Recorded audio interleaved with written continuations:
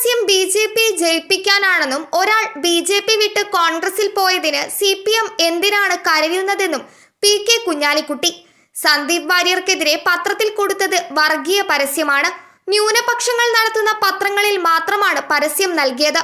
ന്യൂനപക്ഷ വോട്ടുകൾ ഭിന്നിപ്പിച്ച് ബി.ജെ.പിയെ സഹായിക്കാൻ കഴിയുമോ എന്ന് സി.പി.എം ശ്രമിക്കുകയാണ്.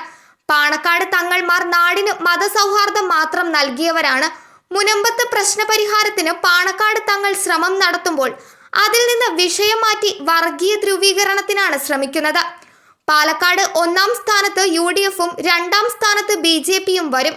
സമസ്തയിലെ വിഷയം ചർച്ച നടക്കുന്നുണ്ട്. പത്രത്തിൽ വന്ന പരസ്യത്തെ സമസ്ത തന്നെ തള്ളിപ്പറഞ്ഞു. പിന്നെ ആ പരസ്യത്തിന് എന്ത് വിലയെന്നും പി.കെ. കുഞ്ഞാലിക്കുട്ടി ചോദിച്ചു. സാമുദായിക ധ്രുവീകരണത്തിന് നീക്കം നടക്കുമ്പോൾ എന്ത് വിമർശനമുണ്ടായാലും സാദിഖലി ശിഹാബ് തങ്ങൾ ശക്തമായി മുന്നോട്ടു പോകും.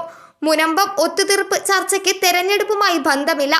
സർക്കാർ ഉത്തരവ് ആവശ്യമുണ്ട്. അത് ഉണ്ടായാൽ ഒറ്റ ദിവസം കൊണ്ട് വിഷയം പരിഹരിക്കാവുന്നതേയുള്ളൂവെന്നും പി.കെ. കുഞ്ഞാലിക്കുട്ടി പറഞ്ഞു. News desk മലയാളാക്ഷരം.